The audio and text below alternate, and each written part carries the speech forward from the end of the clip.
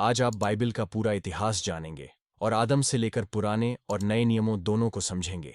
आदम का अदन के बगीचे से लेकर यीशु के शिष्यों की मृत्यु तक। बिना किसी संदेह के जब आप इस वीडियो को देखना समाप्त करेंगे, तब आप पहले जैसे नहीं रहेंगे। आप परमेश्वर के वचन को और भी अधिक पसंद करेंगे, और निश्चित रूप से यह केवल तभी होगा जब आप परमेश्वर के वचन के लिए अपना दिल खोलेंगे। यदि आपको इस वीडियो में बाइबल को समझने में कठिनाई हो रही हो, तब भी आप इसे समझने में सक्षम होंगे, और जो कुछ भी सिखाया जाएगा उसे देखने के बाद मुझे यकीन है कि आप इसे समझ पाएंगे, धर्म ग्रंथों द्वारा शिक्षित और प्रबुद्ध होंगे। यह सब शुरुआत में शुरू हुआ। शुरुआत से पहले केवल ईश्वर था। उसका अस्तित्व कभी खत्म नहीं हुआ। वह अनंत काल से अस्तित्व में है। उसकी कोई उत्पत्ति नहीं थी। वह हर चीज का मूल है। उसे बनाया नहीं गया था। वह सभी चीजों का निर्माता है। उसका अस्तित्व शुरू नहीं हुआ। वह अनंत काल का पिता है। अनंत काल ईश्वर का एक विशिष्ट गुण है। शुरुआत में ईश्वर ने स्वर्ग और पृथ्वी की रचना की, और छठे दिन परमेश्वर ने मनुष्य को अपनी छवि और समानता में बनाया, और पुरुष से उसने स्त्री को बनाया। आदम और हव्वा को पूर्ण, शुद्ध और निर्दोष बनाया गया। उनके पास पूर्णता थी। ईश्वर के साथ संवाद करके वे ईश्वर के बगीचे में ईश्वर की रचना के प्रबंधक के रूप में आनंदपूर्वक रहे। हालांकि वे पाप में पड़ गए और पूरी मानव जाति पूरी तरह से भ्रष्टता की इस खाई में गिर गई, क्योंकि हम सभी आदम में थे। आदम और हव्वा के दो बेटे कैन और हाबिल थे। ईर्ष्या से कैन अपने भाई की हत्या करने वाला इतिहास का पहला हत्यारा और भ्रातृहत्या करने वाला बन गया। बाद में आदम और हव्वा को एक और पुत्र सेठ हुआ, जिसके माध्यम से एक पवित्र वंश का उदय हुआ जो ईश्वर की ओर मुड़ गया। हालांकि पृथ्वी को दुष्टता और हिंसा से भर जाने में देर नहीं लगी। तब भगवान ने उस मनुष्य को, जिसे उसने बनाया था, पृथ्वी से मिटा देने का निर्णय लिया। वहां एक धर्मी मनुष्य नूह था। इसलिए परमेश्वर ने जल प्रलय से न्याय करके नूह को, उसकी पत्नी और उसके तीनों बेटे शेम, हैम और जाफ, अपनी अपनी पत्नियों को बचाना, जो एक साथ उस नाव में थे जिसे उन्होंने बनाया था। नूह के पुत्रों के माध्यम से ईश्वर ने विभिन्न लोगों की उत्पत्ति को फिर से शुरू की। शेम सामी राष्ट्रों के पिता बने, हैम अफ्रीकी और एशियाई राष्ट्रों का पूर्वज बन गया। बाद में परमपिता परमेश्वर ने एक परिवार को चुना जो दुनिया में मसीहा के आने का साधन बनेंगे। परमेश्वर पिता ने अब्राम को कलदान के ऊर से बुलाया। अब्राम ने अपनी भूमि और अपने रिश्तेदारों को छोड़ दिया और विश्वास का तीर्थयात्री बन गया। जहां भी वह गया, परमेश्वर पिता के लिए वेदियान बना दी। यह जारी रहा। अब्राम और उसका भतीजा लूत, जो अब्राम के हारान छोड़ने पर दो राष्ट्रों अम्मोनियों और मोआबियों का पिता बन गया, वह 75 वर्ष के थे। परमपिता परमेश्वर ने वादा किया था कि उनका एक पुत्र होगा, जो प्रतिज्ञा का पुत्र होगा, और वह असंख्य राष्ट्रों का पिता बनेगा, और पृथ्वी के सभी परिवार उसमें धन्य होंगे। अब्राम ने परमेश्वर के वचन पूरे होने के लिए 11 वर्ष तक प्रतीक्षा की। तब उसकी पत्नी सारै ने परमेश्वर की प्रतिज्ञा पर फिर विश्वास न करके अपनी दासी हागर को अब्राम के साथ रहने के लिए दे दिया। इस प्रकार इश्माएल का जन्म हुआ, जो अरब लोगों के असंख्य राष्ट्र का पिता बना। जब अब्राम 99 वर्ष का था, तब परमेश्वर ने उसे दर्शन दिए और उसे अपने तंबू से बाहर जाकर आकाश के तारे गिनने की आज्ञा दी। तब उसने उससे कहा कि उसके वंशज आकाश के तारों और समुद्र के किनारे की रेत के समान असंख्य होंगे।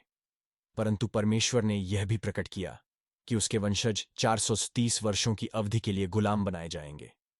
परमेश्वर ने अब्राम का नाम, जिसका अर्थ है महान पिता, बदलकर अब्राहम कर दिया, जिसका अर्थ है राष्ट्रों का पिता, जब प्रतिज्ञा का बच्चा अभी पैदा भी नहीं हुआ था।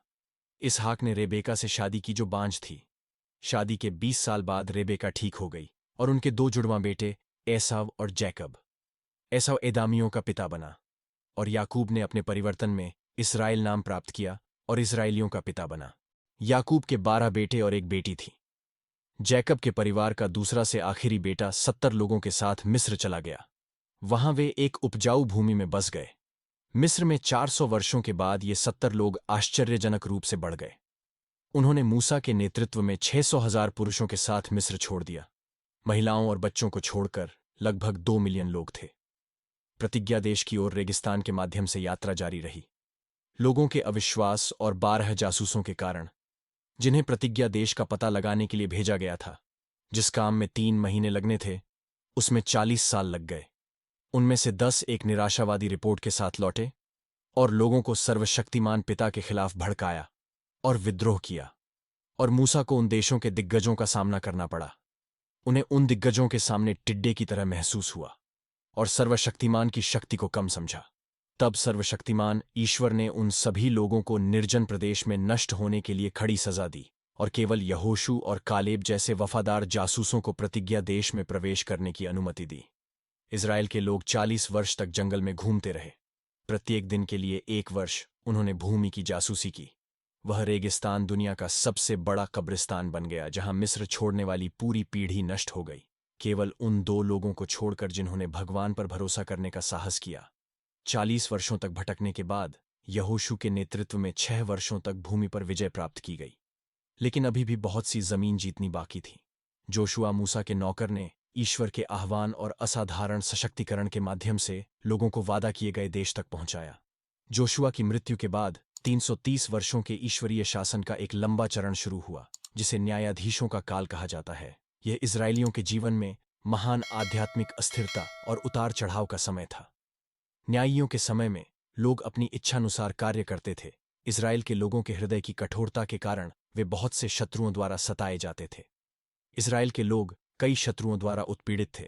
इस समय भगवान ने गिदोन, जेफा, सैमसन और सैमुअल जैसे महान कद के नेताओं को खड़ा किया।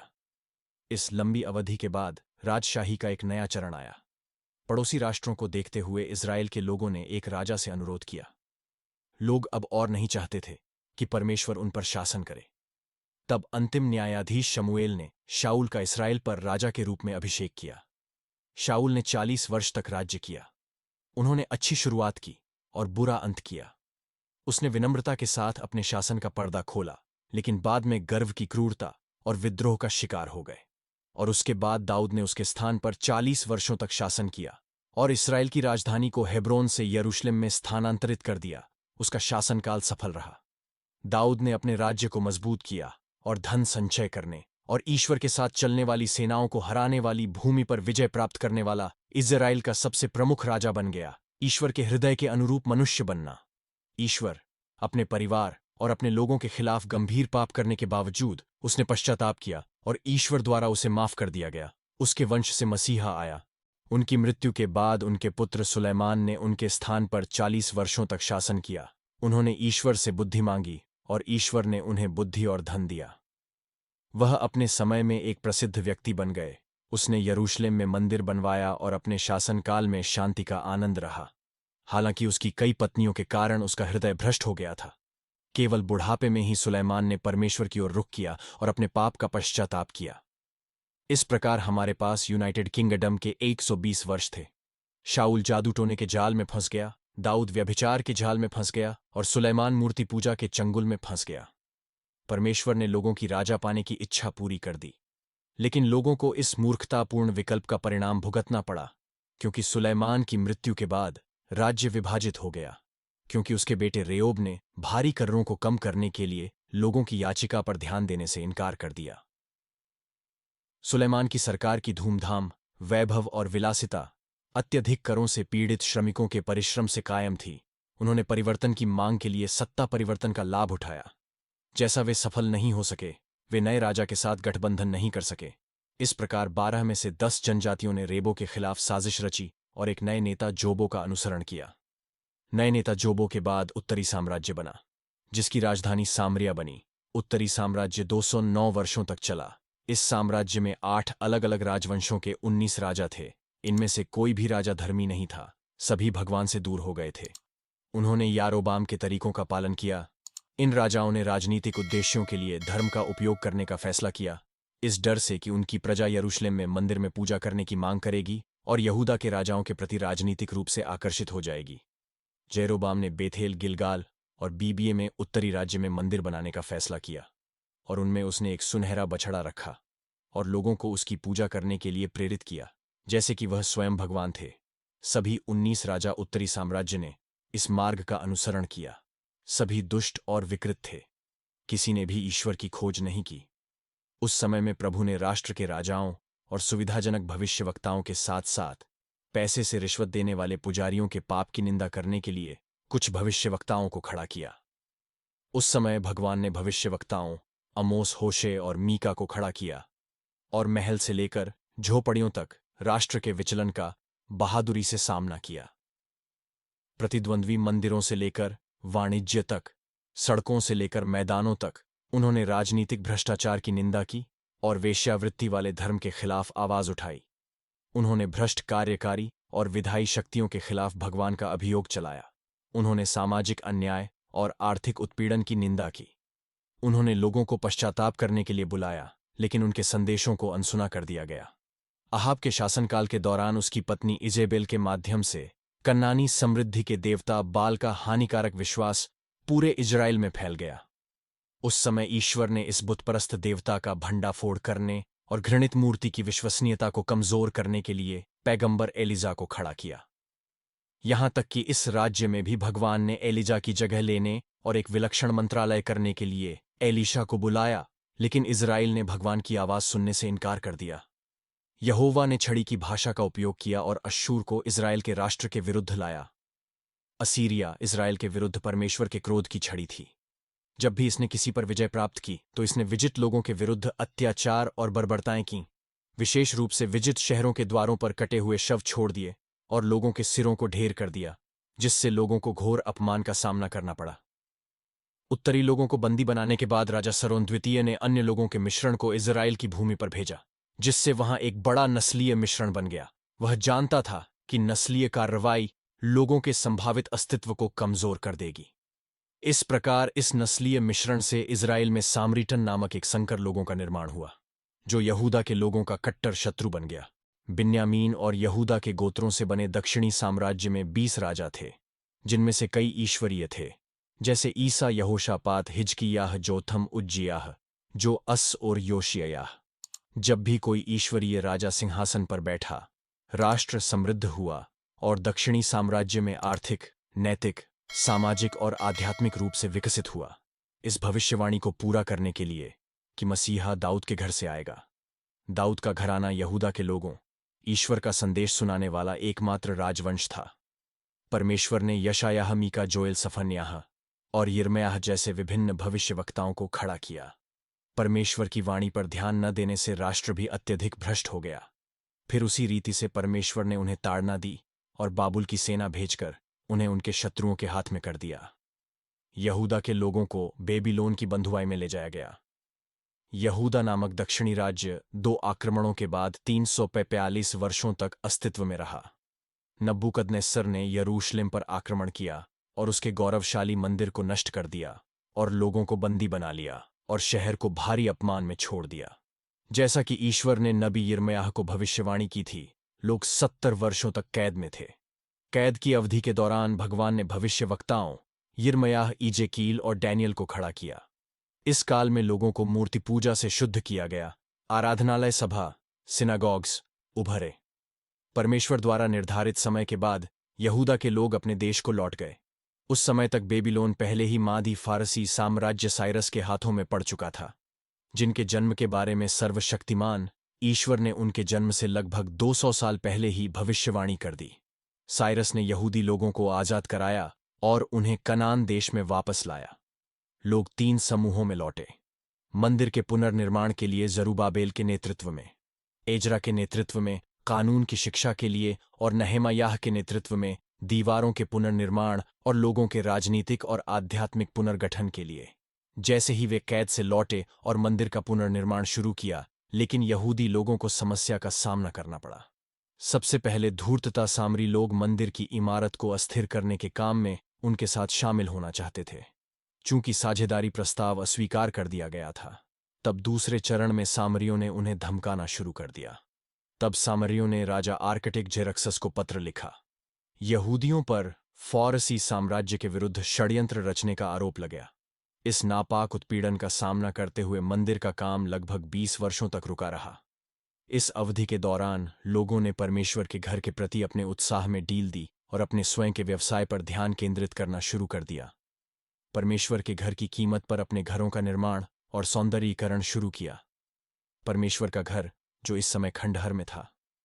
इस समय परमेश्वर ने लोगों को पश्चाताप करने के लिए भविष्यवक्ता नबी हाय और जकरयाह को खड़ा किया। इन भविष्यवक्ताओं के संदेश का तीव्र और गहरा प्रभाव पड़ा।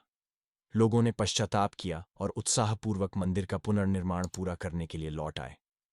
तब एक महान आध्यात्मिक जागृति हुई। परिवारों में पुनर्व्यवस्था और पौरोहित्य हुआ और वे पूरे दिल से भगवान के पास लौट आए। अब लगभग 100 वर्ष बीत गए और एक नई पीढ़ी का उदय हुआ।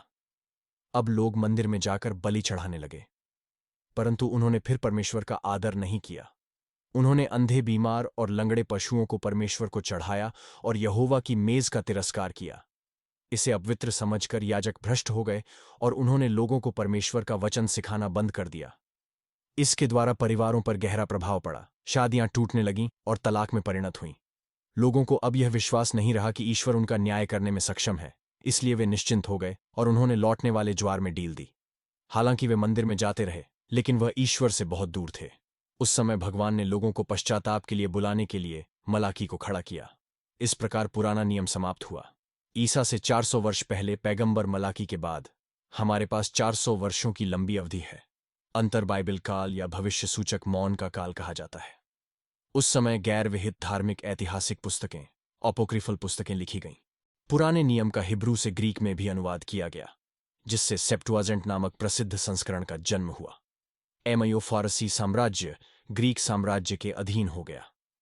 सिकंदर महान राष्ट्रों और राज्यों पर विजय प्राप्त करने के बाद आदिम एली की 33 वर्ष की आयु में रोते हुए मृत्यु हो गई, क्योंकि उसके पास जीतने के लिए और कोई भूमि नहीं बची। उन्होंने हेलेनिस्टिक संस्कृति का प्रसार करते हुए अपने साम्राज्य का शक्तिशाली ढंग से विस्तार किया, और यूनानी भाषा बाद में सुसमाचार के तीव्र और सीमाहीन प्रसार के लिए बहुत उपयोगी रही। और मिस्र के कॉमिक्स और सीरियाई सैनिकों के प्रभुत्व को उजागर करना महत्वपूर्ण है, जो हमेशा संघर्ष में रहते थे। इज़राइल पर कभी एक का कभी दूसरे का प्रभुत्व रहा। इस समय एंटियोकस एपिफेनीज ने यरूशलेम में मंदिर की वेदी पर एक सुअर की बलि देकर यहूदियों को नाराज कर दिया, जो उनके लिए घृणित था। इस तथ्य से जुडास मैकाबस द्वारा जीते गए मैकबेज के युद्ध की शुरुआत हुई। काफी रक्तपात के बाद में 63 ईसा पूर्व में पोम्पी ने यरूशलेम पर विजय प्राप्त की रोमन इज़राइल पर हावी हो गए। हेरोदेस महान ने उसके स्थान पर शासन किया। हेरोदेस महान एक महान प्रशासक था। उसने यरूशलेम में मंदिर का विस्तार और सौंदर्यीकरण किया। उसने अंतर्राष्ट्रीय व्यापार के लिए रास्ता खोलने और दुनिया भर में मिशनरियों की यात्रा को सुविधाजनक बनाने के लिए सेसरिया बंदरगाह का निर्माण किया, मार्डा के किले और कई महलों और किलों का निर्माण किया। हालांकि हेरोदेस एक असुरक्षित और हिंसक व्यक्ति था। राजगद्दी खोने का डर उन्हें जीवन भर सताता रहा। उन्होंने 10 बार शादी की और उनके कई बच्चे थे। जब उसने एक कुलीन महिला मारना से विवाह किया, तो उसने अपना सिंहासन खोने के डर से अपने परिवार के सभी कुलीनों को मरवा दिया। अपनी सास के अनुरोध पर उन्होंने अपने एकमात्र 17 वर्षीय भतीजे आर्किलस को यरूशलेम का महायाजक नियुक्त किया। लेकिन बाद में जब उन्होंने देखा कि वह लोगों का पक्ष जीत रहे हैं, उसने उसे मार डाला था। उसकी भयभीत सास मिस्र भाग गई, लेकिन हेरोदेस ने उसे मारने के लिए अपने दूत उसके पीछे भेजे। उसके अत्याचारों के लिए सीजर ऑगस्टस ने उसे रोम बुलाया। हालांकि जाने से पहले उसने अपनी पत्नी मारना को इस डर से मार डाला कि वह उसकी अनुपस्थिति में उसके खिलाफ साजिश रचेगी। बाद में उन्होंने अपने 2 बेटों को पढ़ने के लिए रोम भेजा। उनकी बहन सैलोम ने सिखाया कि वे सिंहासन लेने के लिए और अधिक तैयार होकर लौटेंगे। हेरोदेस ने संकोच नहीं किया। उसने अपने दोनों बेटों का गला घोंटने का आदेश दिया। मरने से पहले उसने अपनी बहन सलोमी को शपथ दिलाई कि वह यरूशलेम के हर परिवार से कम एक रईस को मार डालेगा, क्योंकि वह उसके अंतिम संस्कार में आंसू चाहती थी। यह वही व्यक्ति था जिसे जब ज्योतिषियों से पता चला कि यहूदा में इज़राइल का राजा बनने के लिए एक लड़के का जन्म हुआ है, तो वह घबरा गया। 4 ईसा पूर्व के आसपास हेरोदेस महान की मृत्यु के बाद उसका राज्य उसके 4 पुत्रों के बीच विभाजित हो गया। हेरोदेस के पुत्रों में से एक आर्केलस ने यहूदिया, सामरिया और एदोम पर राज्य किया। वह यहूदियों का एक बुरा राजा था। अंत में रोमनों से उसे पद से हटाने के लिए कहा। यहूदिया में निरंतर समस्याओं से चिंतित रोम ने वहां एक रोमन अभियोजक या गवर्नर नियुक्त किया। इस तरह रोमियों ने यहूदिया पर सीधे शासन करना शुरू कर दिया। उस समय पीलातुस गवर्नर था। इस विनाशकारी राज्य और राजनीतिक स्थिति में सर्वशक्तिमान ईश्वर के चुने हुए लोगों ने खुद को हेरोडियन की घृणित शक्ति के अधीन और रोमनों के शासन के तहत गुलामी की दया पर पाया। रोमनों के शासन के तहत मसीहा के लिए राजनीतिक आशा इतनी प्रकट हुई जितनी अधर्मी बंधन से मुक्ति के लिए पहले कभी नहीं हुई थी। यही वह समय था जब बाइबल की भविष्यवाणियों को पूरा करने वाले यीशु का जन्म यहूदिया के बेथलहम में हुआ था। शाश्वत शब्द देहधारी हुआ और मनुष्यों के बीच निवास किया। वह अनुग्रह और सच्चाई से परिपूर्ण होकर हमारे बीच रहा। उन्होंने इंसान की खाल पहनी, विनम्रता की चप्पलें पहनी, हमारी धरती पर चले, हमारी रोटी खाई, हमारा पानी पिया, हमारे दर्द को महसूस किया, हमारे आंसू रोए, हमारे पापों को क्रूस पर अपने शरीर पर ले गए और हमारे औचित्य के लिए महिमा में पुनर्जीवित हो गए। दुनिया में मसीहा के आगमन में यहूदी योगदान में हेलेनिस्टिक और रोमन दोनों संस्कृतियां शामिल हुईं। जब यीशु का जन्म हुआ तो फिलिस्तीन था रोम के शासन के तहत। महान हेरोदेस के उत्पीड़न के कारण जोसेफ और मैरी शिशु यीशु के साथ मिस्र भाग गए और दुष्ट राजा की मृत्यु तक वहीं रहे। वे मिस्र से लौटे और नाजरेत शहर में बस गए जहां वे पहले रहते थे। वहां यीशु एक बढ़ई के बेटे के रूप में बड़े हुए। 30 साल की उम्र में उन्होंने अपना मंत्रालय शुरू किया। जॉर्डन नदी में जॉन द बैप्टिस्ट द्वारा बपतिस्मा लिया गया और इस प्रकार उन्होंने खुद को पापियों के साथ पहचाना जिन्हें वह बचाने आया था। वहां जॉर्डन में जैसे ही यीशु ने प्रार्थना की, आकाश खुल गया और पिता बोले, यह मेरा प्रिय पुत्र है जिससे मैं बहुत प्रसन्न हूं। उसी क्षण पवित्र आत्मा कबूतर के रूप में उस पर उतरा और उसे शक्ति प्रदान की। जॉर्डन से अपना मंत्रालय शुरू करने के लिए यीशु को पवित्र आत्मा द्वारा रेगिस्तान में ले जाया गया, जहां उन्होंने 40 दिन और 40 रातों तक उपवास किया। इस दौरान उसे 3 बार शैतान द्वारा प्रलोभित किया गया। वहां शैतान ने यीशु की परीक्षा ली, परंतु पुत्र ने परमेश्वर के वचन की आत्मा की तलवार का प्रयोग करके उसे हरा दिया। शैतान ने पहले को अदन में उखाड़ फेंका, लेकिन रेगिस्तान में दूसरे एडम से हार गया।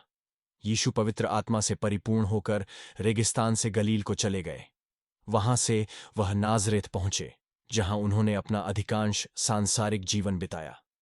फिर वह आराधनालय में गए और यशायाह की पुस्तक ली और पढ़ा कि प्रभु की आत्मा मुझ पर है, क्योंकि उसने मुझे उपदेश देने, चंगा करने और उद्धार करने के लिए अभिषेक किया है। यीशु ने 12 व्यक्तियों को बुलाया जिन्हें उसने प्रेरित नाम दिया। अपना अधिकांश समय प्रेरितों को प्रशिक्षित और अनुशासित करने का समय करने में बिताया। उसने गलील, सामरिया और यहूदिया से होकर यात्रा की। यीशु शहरों में प्रचार किया, गांवों और खेतों में प्रचार किया, आराधनालयों में प्रचार किया, मंदिर के बाहर, समुद्र तट पर और घरों में भी भीड़ और छोटे समूहों में उपदेश दिया। यीशु हर जगह जाकर भलाई करते रहे और शैतान द्वारा उत्पीड़ित सभी लोगों को मुक्त किया। उसने बीमारों को चंगा किया, भूखों को खाना खिलाया, अंधों को आंखें दी, लकवाग्रस्त को सीधा किया, लंगड़ों को चलाया, बहरों को चंगा किया और कोढ़ियों को शुद्ध किया, भूत प्रेत से मुक्त किया और मृतकों को जीवित किया। ये मनुष्यों के लिए ईश्वर का सर्वोच्च रहस्योद्घाटन था। इसे इमैनुएल नाम दिया गया, मतलब भगवान हमारे साथ। वह स्वयं देह में प्रकट हुआ परमेश्वर है। यीशु उन सभी के लिए एक परिभाषित मिशन के साथ आए थे जिन्हें पिता ने उन्हें सौंपा था। वह मरने के लिए ही पैदा हुआ और वह मर गया ताकि हम जीवित रह सकें।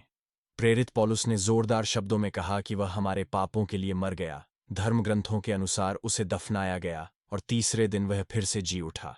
धर्म ग्रंथों के अनुसार उनकी मृत्यु कोई दुर्घटना नहीं थी और न ही उनका पुनरुत्थान कोई संयोग था। शैतान ने प्रयोग किया, उसे क्रूस से दूर रखने के लिए कई उपाय किए गए, लेकिन यीशु क्रूस की ओर बढ़ता रहा, जैसे कोई राजा ताज की ओर चलता है। क्रूस पर यीशु ने सर्प के सिर को कुचल दिया और रियासतों और शक्तियों पर विजय प्राप्त की और उन्हें उजागर किया। क्रूस पर यीशु ने मुक्ति का कार्य पूरा किया। क्रूस पर उसने हमें मुक्त कर दिया। मृत्यु उसे रोक नहीं सकी। तीसरे दिन यीशु हमारे लिए फिर से जी उठे। स्वर्ग पर चढ़ने से पहले उन्होंने अपने शिष्यों को यरूशलेम में रहने का निर्देश दिया। पिता के वादों का तब तक इंतजार करते रहे जब तक कि वे पवित्र आत्मा की शक्ति से संपन्न नहीं हो गए। प्रेरितों के अधिनियम अध्याय 1 पदसंख्या 8 में यीशु पवित्र आत्मा द्वारा दिए गए सशक्तिकरण के बारे में बात करते हैं और वचन का प्रचार करने की रणनीति भी देते हैं। यीशु ने उनसे यरूशलेम में साक्षी और सारे यहूदिया, सामरिया में और पृथ्वी की छोर तक गवाह बनने के लिए कहा। पेंटेकोस्ट के बाद यरूशलेम में चर्च का आश्चर्यजनक वृद्धि हुई। इस विकास में लगातार भीड़ जुड़ती गई। जेरूसलम चर्च की वृद्धि और विस्तार अधिनियम की पुस्तक के ल्यूक अध्याय 7 में दर्ज किया गया है। चूंकि चर्च अभी भी यहूदिया तक ही सीमित था, सर्वशक्तिमान ईश्वर ने इसके खिलाफ उत्पीड़न भेजा और विश्वासी जहां भी गए संदेश लेकर तितर-बितर हो गए। इस तरह फिलिप शत्रुता की दीवारों को तोड़कर सामरिया पहुंचे और वहां शक्ति के साथ सुसमाचार का प्रचार किया। इस तरह फिलिप शत्रुता की दीवारों को तोड़कर सामरिया पहुंचे और वहां शक्ति के साथ सुसमाचार का प्रचार किया। लोग उन बातों को सुनकर और देखकर आनंदित हुए जो परमेश्वर ने उपदेशक फिलिप के द्वारा किए थे। प्रेरित पतरस और यूहन्ना के हाथ रखने से सामरियों को भी पवित्र आत्मा प्राप्त हुआ। बाद में एक अन्य जाति चर्च, सीरियाई अंताकिया का चर्च, सांस्कृतिक मिशनों की जननी बन गया।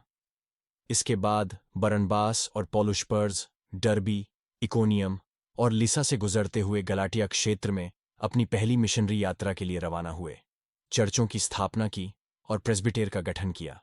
दूसरी मिशनरी यात्रा में पौलुस और सीलास मैसेडोनिया और अखाया प्रांतों में गए। फिलिप्पी, थिस्सलुनीके, बेरिया और कोरिंथ में चर्चों की स्थापना की। सीरिया के अंताकिया से पौलुस ने गलातियों को कुरिन्थ को पत्र और थिस्सलुनीकियों को 2 पत्र लिखे। तीसरी मिशनरी यात्रा में पौलुस ने एशिया माइनर प्रांत का दौरा किया, इफिसस प्रांत की राजधानी में, जहां से उन्होंने कोरिन्थ में चर्च को 2 पत्र लिखे। 300,000 से अधिक निवासियों वाले इस कॉस्मोपॉलिटन शहर में देवी डायना का मंदिर था, एक संगमरमर का महल जो एथेंस के पैंथियन से 4 गुना बड़ा था, जो प्राचीन विश्व के 7 आश्चर्यों में से एक था। पौलुस ने एशिया माइनर में जो वर्ष बिताए उनमें सर्वत्र चर्च स्थापित किए। प्रांत जैसे पेरगमम, थियातिरा, सार्डिस, फिलाडेल्फिया, लेओडिसिया, कोलोसी और हिरापोलिस चर्च स्थापित किए। सम्राट क्लॉडियस के समय में दुनिया को तबाह करने वाले अकाल के कारण यहूदियों को रोम से निष्कासित कर दिया गया था, जैसा कि अधिनियम 18 का 2 की पुस्तक में दर्ज है। इसके बाद पौल ने यहूदिया के गरीबों तक पहुंचाने के लिए गैर यहूदी चर्चों के बीच दान का एक बड़ा संग्रह किया। यरूशलेम की ओर प्रस्थान करते समय उसने इफिसुस के बुजुर्गों को सूचित किया कि एक शहर से दूसरे शहर तक धाराएं और क्लेश उसका इंतजार कर रहे हैं। यरूशलेम की ओर प्रस्थान करते समय उन्होंने इफिसुस के बुजुर्गों को सूचित किया कि एक शहर से दूसरे शहर तक धाराएं और क्लेश उनका इंतजार कर रहे हैं। हालांकि उन्होंने यरूशलेम के लिए प्रस्थान करने से पहले ईश्वर की कृपा के सुसमाचार का प्रचार करने के अपने मंत्रालय को पूरा करने के लिए अपने जीवन पर विचार नहीं किया। उन्होंने रोमनों को अपना सबसे मजबूत पत्र लिखा, जहां उन्होंने साम्राज्य की राजधानी का दौरा करने और चर्च के साथ स्पेन में कही गई बात को साझा करने की अपनी इच्छा साझा की। यहूदिया के गरीबों के लिए महत्वपूर्ण वित्तीय सहायता लाने के बावजूद पौल को यरूशलेम में गिरफ्तार कर लिया गया और वहां से कैसरिया स्थानांतरित कर दिया गया, जहां गवर्नर फेलिक्स और फेस्टस के तत्वावधान में यहूदियों द्वारा उस पर 2 साल तक आरोप लगाया गया। फेस्टुस की प्रवृत्ति का सामना करते हुए उसे सैनहेद्रिन को सौंप दिया गया, जिसने उसकी मृत्यु की योजना बनाई थी। पौल ने अपनी रोमन नागरिकता के विशेषाधिकारों का उपयोग करते हुए रोम में मुकदमा चलाने का फैसला किया। साम्राज्य की राजधानी की यात्रा में उसे एक भयानक जहाज की तबाही का सामना करना पड़ा। नाव पूरी तरह से टूट गया, लेकिन सभी यात्री और चालक दल चमत्कारिक ढंग से बच गए। जैसा कि भगवान ने माल्टा द्वीप पर पौल से वादा किया था, जहां वे पहुंचे एक सांप ने पौल के हाथ को काट लिया, लेकिन भगवान ने सर्प के घातक जहर को बेअसर कर दिया और यहां तक कि अपने दास के माध्यम से द्वीप पर सभी बीमारों को ठीक किया। इसलिए माल्टीज ने पौल को उसकी सभी जरूरतों के साथ रोम भेज दिया। वहां वह एक किराए के मकान में 2 साल तक कैद रहे। वहां पौल ने प्रेटोरियन गार्ड को प्रचारित किया, विश्वासियों को काम करने के लिए प्रोत्साहित किया और इफिसियों, फिलिप्पियों, कुलुस्सियों और फिलिप्पियों को पत्र लिखे। इस अवधि के बाद पौल को जेल से रिहा कर दिया गया और फिर उसने तीमुथियुस को पहला पत्र और तीतुस को पत्र लिखा। लेकिन वर्ष 64 से चर्च का उत्पीड़न धार्मिक होने के बजाय राजनीतिक हो गया और पौल एक अंधेरे, नम और अस्वस्थ भूमिगत तहखाने में बंद होकर जेल लौट आए। वर्ष 64 में 17 जुलाई को 10 लाख से अधिक लोगों वाला रोम शहर जला दिया गया था। नीरो सम्राट एक अभिनेता के वेश में मत्सिना के टॉवर के शीर्ष पर चढ़ गया, जहां से उसने शहर को भस्म करने वाली आग की लपटों का अद्भुत दृश्य देखा। 7 रातें और 6 दिनों में आग के बाद जब लौ बूझी तो शहर का 70% हिस्सा नष्ट हो गया। रोम के पड़ोस में से 10 आग की लपटों से तबाह हो गए। चारों पड़ोस में यहूदियों की घनी आबादी थी और यहूदियों ने नीरो को रोम को जलाने के लिए ईसाइयों को दोषी ठहराने का बहाना दे दिया। इसके बाद चर्च का क्रूर उत्पीड़न शुरू हुआ। क्रॉस बनाने के लिए लकड़ी की कमी हो गई थी। विश्वासियों की संख्या इतनी थी जिन्हें सूली पर चढ़ाया गया था। विश्वासियों की संख्या इतनी थी जिन्हें सूली पर चढ़ाया गया था। रोम की रातों को रोशन करने के लिए विश्वासियों को खंभों से बांध दिया गया और जिंदा जला दिया गया। ये एक वास्तविक नरसंहार था। इस प्रकार वर्ष 66 के आसपास अनुभवी प्रेरित का सिर काट दिया गया और बाद की पीढ़ियों के लिए एक धन्य विरासत छोड़ दी गई। नया नियम 50 वर्षों में लिखा गया था। हमारे पास 4 ग्राफिक किताबें हैं, 4 सुसमाचार और 3 सिनोप्टिक हैं, जिन्हें एक ही नजरिए से देखा जाता है, मैथ्यू, मार्क और ल्यूक का सुसमाचार। मैथ्यू का ध्यान यीशु को यहूदियों के राजा के रूप में प्रस्तुत करना है। यहूदियों के लिए लिखी गई पुस्तक में पुराने नियम के उद्धरणों की सबसे बड़ी मात्रा शामिल है और सुसमाचारों में यह सबसे अधिक यहूदी है। मार्क का ध्यान यीशु को रोमनों के लिए लिखे गए एक सेवक के रूप में प्रस्तुत करना है। यह सुसमाचार है जो यीशु के उपदेश से अधिक उनके कार्यों पर ध्यान केंद्रित करता है। ल्यूक का सुसमाचार यीशु को ईश्वर के पुत्र के रूप में जोर देता है, जो यूनानियों के लिए एक गैर यहूदी डॉक्टर, इतिहासकार और यात्री द्वारा लिखा गया था। इसका उद्देश्य यीशु के चित्र को एक आदर्श व्यक्ति के रूप में प्रस्तुत करना है। इसलिए ल्यूक एक प्रचारक है जो यीशु के प्रार्थना जीवन और उनके मंत्रालय के बारे में सबसे अधिक बोलता, जो पवित्र आत्मा की शक्ति से किया गया। जॉन ने पहली शताब्दी के अंत में गूढ़ का खंडन करने के लिए लिखा था। यह एक घृणित विधर्म है जो ईसा मसीह की दिव्यता को नकारता है। इसका दृष्टिकोण दूसरों की तुलना में अलग है। वह साबित करता है कि यीशु वास्तव में भगवान और वास्तव में मनुष्य है। जॉन ने यीशु द्वारा किए गए 7 चमत्कारों और 7 मैं हूं कथनों का चयन किया जो साबित करते हैं कि यीशु वास्तव में भगवान है। हमारे पास प्रेरितों के कार्य भी हैं जो प्रारंभिक चर्च से लेकर उसके जन्म से लेकर रोम शहर तक उसके विस्तार तक से संबंधित तथ्यों की रिपोर्ट करते हैं। 3 चर्चों ने इसे आगे बढ़ाया। यरूशलेम, एंटियोक और इफिसस साम्राज्य के 4 प्रांत गलाटिया, मैसेडोनिया आया और एशिया माइनर तक पहुंच गए। अधिनियमों की पुस्तक में कोई निष्कर्ष नहीं है क्योंकि चर्च का इतिहास जारी है। हम चर्च के उत्तराधिकारी और निरंतरता करता हैं जो पेंटिकॉस्ट में पैदा हुए थे। हमारे पास रोम, गैलाटिया, इफिसस, फिलिप्पी, कोलोसी और थिस्सलुनीके के चर्चों के लिए प्रेरित पॉल के पत्र भी हैं। टिमोथी, टाइट्स और फिलिमोन को लिखे उनके व्यक्तिगत पत्रों के अलावा हमारे पास उन यहूदियों को भेजा गया एक पत्र है जिन्हें उत्पीड़न के कारण आस्था में वापस जाने के लिए प्रलोभित किया जा रहा था, जो एक अज्ञात लेखक द्वारा इब्रियों को लिखा गया पत्र है। हमारे पास उनके द्वारा लिखे गए सामान्य पत्र भी हैं। जेम्स, पीटर, जॉन और जूड के पास अंततः एक युगांत शास्त्रीय पुस्तक सर्वनाश है।